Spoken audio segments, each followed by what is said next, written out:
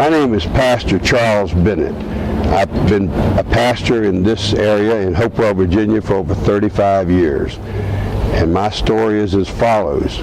The police arrested me in Colonial Heights for exactly the same thing that they arrested this little boy over here, this 19-year-old boy over here in Petersburg, Virginia. They charged me with obstruction of justice for simply videoing a traffic stop in Colonial Heights. I was way out of the way of any police activity, and they demanded that I move, and if I did not move, they were going to arrest me.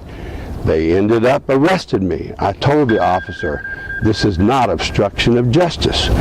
He says, no crimes are being committed here, and since you haven't moved, I'm arresting you. Put handcuffs on me. Then just before he left, he came back and squeezed the handcuffs extra tight on my arm, putting me in tremendous pain. He did it on purpose. He took and fingerprinted me in Petersburg, Virginia, at the magistrate's office, and then let me go. They let me go on my own recognizance. The problem is it cost me $7,000 to defend myself in the court over there in Colonial Heights. They reduced the charges, then they null-processed the charges so they could rearrest me again at Golden Corral Restaurant. At Golden Corral Restaurant, they took me out in a public setting and arrested me in the restaurant, knowing that I was not a threat to anyone, and they jacked my arms up and kept saying, quit resisting arrest. And that's what they've charged this little boy here in Petersburg, Virginia, for obstruction of justice and resisting arrest. I guarantee you he did not obstruct justice, because the law is clear. If you are doing something in a public setting, and you're on public pathway like a sidewalk, and you're videoing the police, they have no right to tell you, get back in your house. They have no right to tell you, you can't video. And they slammed this boy to the ground, and they charged him with obstruction of justice just like me.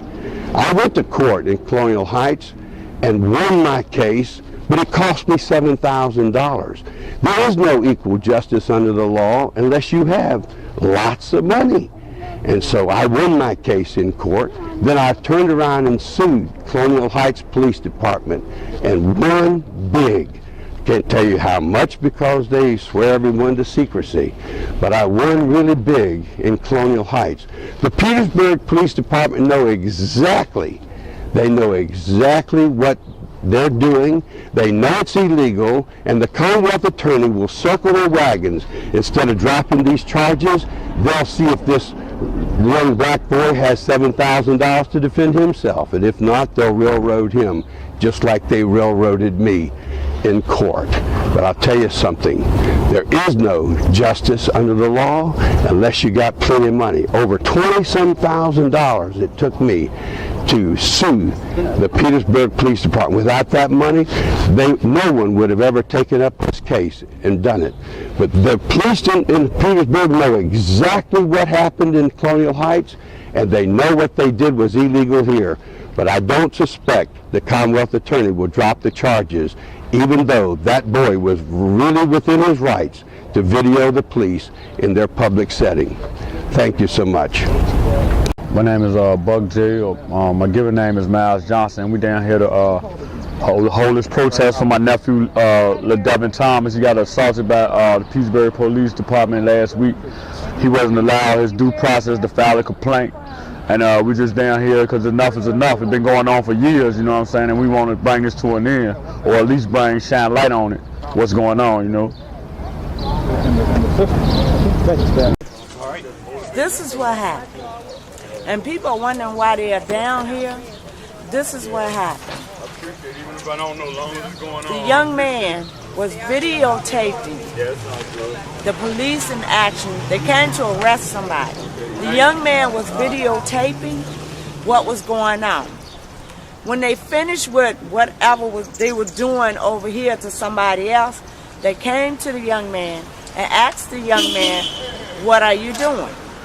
He has a right to videotape. That's right. They knocked the phone out of his hand, okay? And what they did was they hit him across the head with the billy cup thing, whatever you call that thing, club. And then what they did was, once they knocked him across his head, he had a concussion. They took him to the hospital, and that's how it went. So if you're out here, this is why people are out here today, Right. because they want to know what is going on. We have a right to videotape anything we want to, as long as we're not disturbing them or over there with them breaking the law. We can't break the law. There's no law but saying you this can't is your videotape. camera. This is your phone. You have a right to videotape anything that's right. going on, as far as the police department is concerned, as far as anybody is concerned. You have a right to do so. Right. They had no right to do what they did, and justice needs to be served. Yes, that's right. That's not in the law book. That's not in that law. Now, you can take this from ex-police officer, ex-military, SP, and Air Force.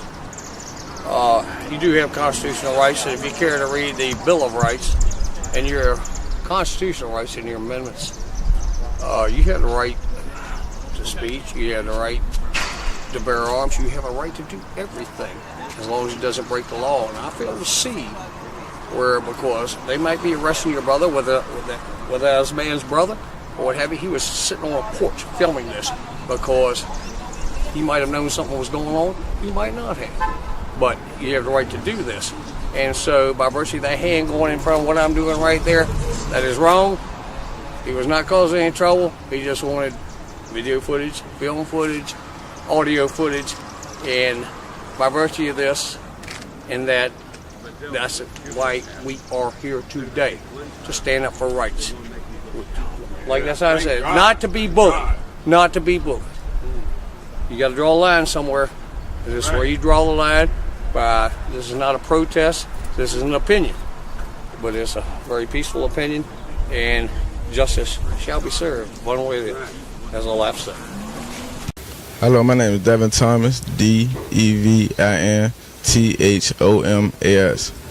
On Tuesday, June 10th, I was standing out at Petersburg East Apartments when the police came to make a traffic stop. And I was just standing out there, and I just started recording. And as I was recording, two officers came up to me. One of them asked me to back up, and in the process of me backing up, the other one asked me how old I was. And when I told him 19, he just like attacked me and slammed me and hit me in my head with a baton. And you can see on the internet, like I posted the video up there and it went viral. Like you can see me bleeding a lot, and I don't understand what I did. Any questions? Oh yeah, after they charged me with 2 charges: disorderly conduct and resisting arrest. But after they attacked me, they took me behind Dollar General and cleaned my face and took pictures of me. They ain't take me straight to the downtown. They took me back there, and I ain't understand that right there. That's kind of crooked right there. I ain't understand that. Then they took me downtown and processed me. Yeah, they took me beside Dollar General. Like, they ain't supposed to do that. They took me beside Dollar General, got out of the car, came and cleaned my face. They was in a little group talking. And then they took pictures after they cleaned me up. How many officers were doing arrest? It was a couple officers, a lot of cars. It was a couple of them. What reason did they show up? What you say? What did they show up for? Traffic stop. Traffic